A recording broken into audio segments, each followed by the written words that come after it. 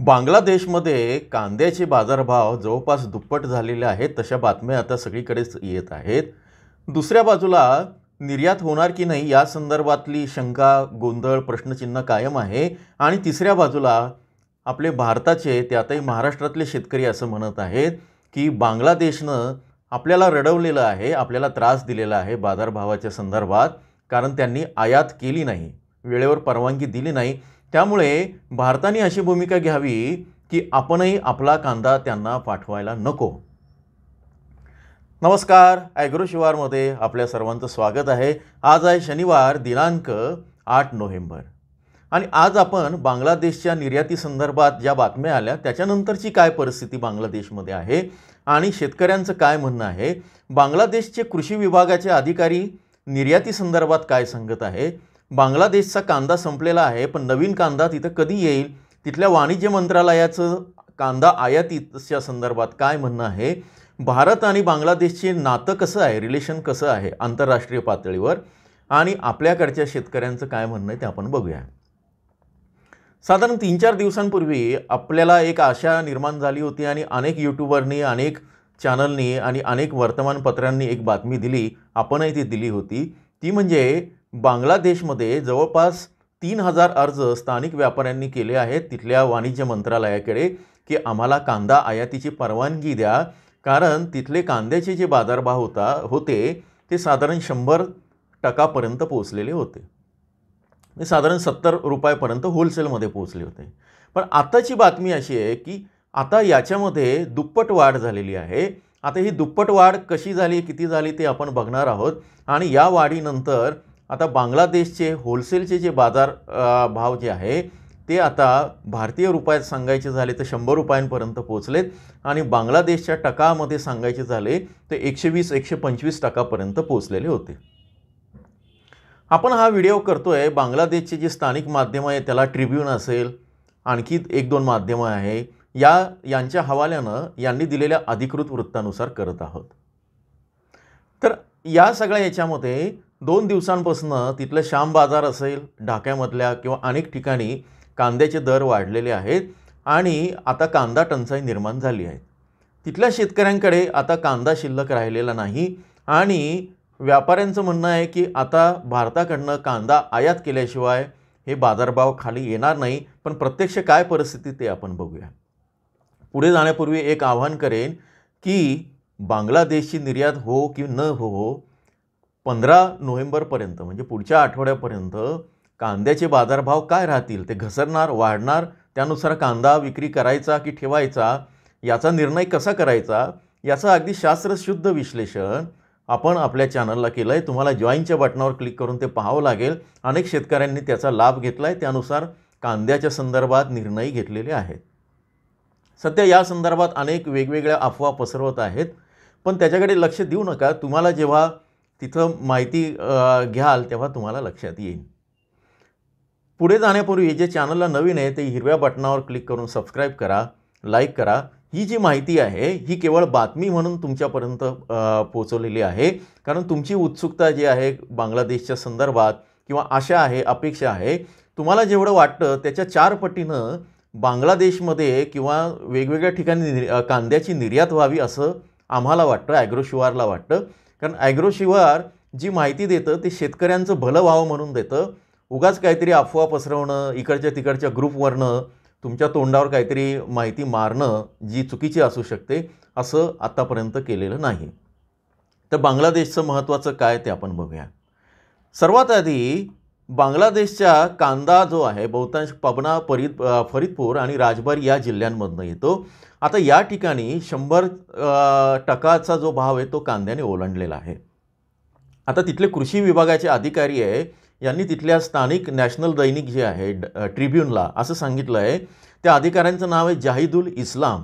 हे कृषी विपणन विभागाचे किंवा मार्केटिंग विभागाचे वरिष्ठ अधिकारी आहे। ते असं म्हणतात की ही दरवाढ अचानक नाही आहे।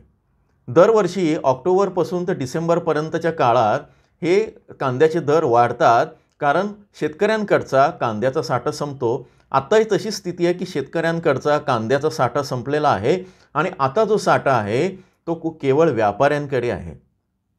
नवीन कांदा जेव्हा बाजारात येईल तेव्हाच हे दर कमी होतील. आम्ही तुम्हाला भारताच्या बाबतीत महाराष्ट्र, मध्य प्रदेश आणि या सगळ्याच्या बाबतीत सांगत असतो की कांदा विकायचं की नाही ठेवायचा हा तुमचा निर्णय आहे. पण बरेचदा काय होतं की कांदा तुमच्या हातातून निघून जातो आणि तो अंदाज येत नाही आणि मग असं होतं की कांद्याचे बाजारभाव भडकतात. तोपर्यंत तुमचा कांदा संपलेला असतो. अनेक शेतकऱ्यांनी सांगितलं की तुम्ही आम्हाला ही माहिती सांगून काय उपयोग आहे, आमच्याकडचा कांदा केव्हाच गेला आहे 5 रुपयांनी 10 रुपयांनी. पण काही शेतकऱ्यांनी तो ठेवलेला आहे. त्यांच्या विक्रीचा निर्णय कसा घ्यायचा ते आपण त्यांना सांगत असतो. तर ही पद्धत आहे. पुढे हे बांगलादेशच्या कृषी विभागाचे अधिकारी सांगतात की भारतातील कांद्याचे दर पण वाढले आहेत आणि आयातीमध्ये अडथळे निर्माण झाले. त्याच्यामुळे हिली लँडपोर्ट आहे, हिली नावाचं जे भूबंदर आहे तिथे त्यावर ताण पडतोय आणि त्याचा स्थानिक बाजारावर परिणाम झाला आहे. आता हे नक्की काय त्यांचं म्हणणं आहे या सगळ्या याच्यामध्ये मधल्या काळात अशा बातम्या येत आहेत आणि आजही नाशिकचे किंवा धुळ्याचे व्यापारी असं सांगत आहेत की बांगलादेशमध्ये भारतातून कांदा व्यवस्थित जातोय पण स्मगल होऊन जातोय. तो कसा स्मगल होतो, मेघालयातनं जातो किंवा त्या नागालँडमधनं जातो आणि बरेचदा तो पश्चिम बंगालच्या या बॉर्डरवरनं पण जातो. पण साधारण एका गाडीला 1 ते 1.5 लाख रुपये द्यावे लागतात. हवालानी पैशांचे व्यवहार होतात आणि या व्यवहाराच्या संदर्भात सावध राहावं असं एक निवेदन काही व्यापाऱ्यांनी अनेक व्यापाऱ्यांना दिलेलं होतं की तिथे भ्रष्टाचार कसा होतो आणि पैसे मिळण्याची गॅरंटी नाही, त्यामुळे ती रिस्क घेत नाही. दुसरं, पश्चिम बंगाल सरकारमध्ये ममता बॅनर्जींचं मुख्यमंत्री आहे आणि एका बाजूला नरेंद्र मोदी आहे, भाजपचे पंतप्रधान आहेत आपल्या देशाचे. या दोघांचं रिलेशन किंवा भाजप आणि त्या TMCचं रिलेशन फार चांगलेलं नाही हे तुम्हाला माहिती आहे. त्याही याच्यातनं जे बांगलादेशात निर्यात करणारे जे कलकत्तामधले किंवा पश्चिम बंगालमधले व्यापारी आहे त्यांनाही काही निर्बंध आलेले आहेत. त्यामुळे तिथे पण अडचणी निर्माण झालेल्या आहेत. तर हे पण एक रिलेशन आहे. दुसऱ्या बाजूला बांगलादेशमध्ये सरकार जेव्हा सल्लागार सरकार स्थापन झालं, आता तिथं निवडणुका लवकरच होतील, ते एका विशिष्ट कम्युनिटीसाठी किंवा विशिष्ट पक्षासाठी काम करतं. त्यामुळे अनेक व्यापाऱ्यांनी आरोप केला आहे की त्यांना फायदा होईल अशांनाच IP देतात, मग हे सगळं प्रकरण कोर्टात गेलेलं आहे वगैरे. आता दुसऱ्या बाजूला तिथल्या शेतकऱ्यांचं काय अनुभव आहे ते बघूया. पबना जिल्ह्यातील एक शेतकरी आहे अरशद मोल्ला, यांनी असं सांगितलं की गेल्या वर्षी आम्हाला प्रतिमन 500 ते 1000 रुपयांचा तोटा झाला 40 किलोसाठी. आता 3000 टका 40 किलोला मिळत असला तरी नवीन कांदा आला की दर 2000 टकाच्या खाली जातील. त्यामुळे यंदा कांद्याची लागवड अनेक शेतकऱ्यांनी केलीच नाही आणि ज्यांनी केली त्यांनाही पावसामुळे उशिरा लागवड करावी लागली. हे तिथलं वास्तव होतं. आता येणाऱ्या काळामध्ये तिथला कांद्याचे मुरीकाटा नावाचा जो कांदा आहे, मुरीकाटा भागामध्ये त्या कांद्याची लागवड आता सुरू झालेली आहे. मधल्या पावसामुळे त्याला थोडे अडथळे येत होते, जो पाऊस आपल्याकडे पण होता. आता तो कांदा कधी येईल ते पण आपण बघूया.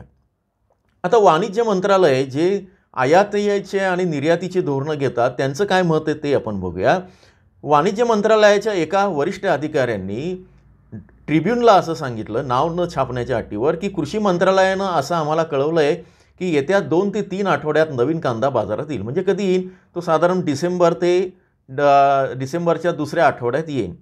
त्यामुळे आम्ही आयातीला मंजुरी देऊ शकत नाही. बांगलादेश दरवर्षी सुमारे 35 लाख टन कांदा पिकवतो, त्यातील 25% कांदा हा खराब होतो. त्यामुळे दरवर्षी 5 ते 7 लाख टन कांदा आयात करावा लागतो. पण आम्ही आयातीला परवानगी देणार नाही असं त्यांचं म्हणणं आहे. पण वास्तव असं आहे का? वास्तव मात्र वेगळं आहे. वास्तव असं आहे की त्यांचा जो कांदा आहे तो जानेवारीमध्ये सुरू होईल आणि आताच साधारण 15 नोव्हेंबरपर्यंत किंवा पुढच्या आठवड्यामध्ये कांदा संपलेला असेल असं स्थानिक व्यापारी सांगतात.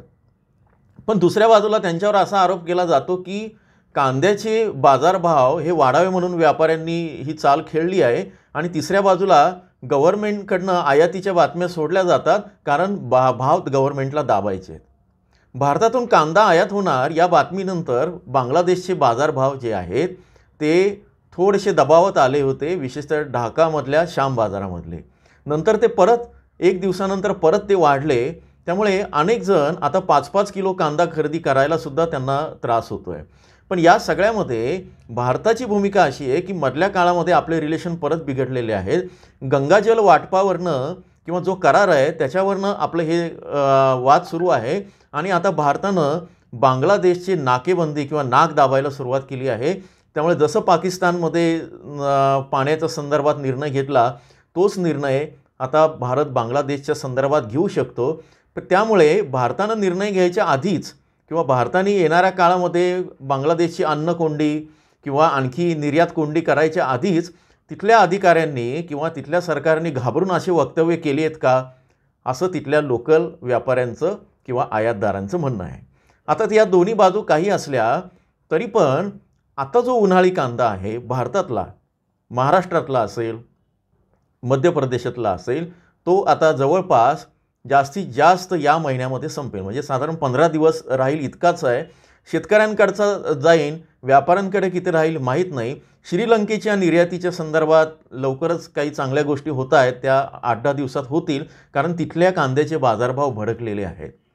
त्यामुळे शेतकरी आता चिडून असं म्हणत आहेत बांगलादेशच्या या सगळ्या याच्यानंतर की आम्हाला बांगलादेशच नको. आणि अनेक शेतकरी आता असं आवाहन करतायत, ते म्हणतायत की तुम्ही ॲग्रोशिवारच्या माध्यमातून आवाहन करा. आणि आम्ही पण असंच सांगू इच्छितो की येणाऱ्या उन्हाळी कांद्याला आता जे तुम्ही लागवड करत आहात त्याचा पेरा किमान 20% कमी करा. म्हणजे बांगलादेशचा किंवा निर्यातीच्या संदर्भातला कांदा तुम्ही लागवड करूच नका.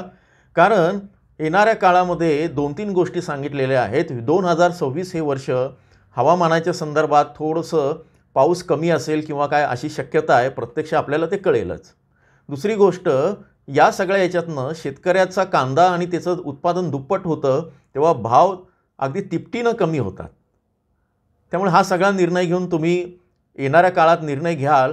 पण आताच्या संदर्भात जे आहे की भारतातील दरवाढ आणि आयातीतले अडथळे, स्थानिक साठा कमी होणे आणि नवीन कांद्याचे अजून बाजारात न येणं, यामुळे कांद्याचे बाजारभाव बांगलादेशमध्ये वाढलेले आहेत. आणि स्थानिक अधिकारी सांगतायत की डिसेंबरच्या 2-3 आठवड्यात येईल. पण तो कधी येईल, कसा येईल, तोपर्यंत आपल्याकडचे बाजारभाव काय वाढणारच नाही का? 1 रुपया कांदा कमी होईल का?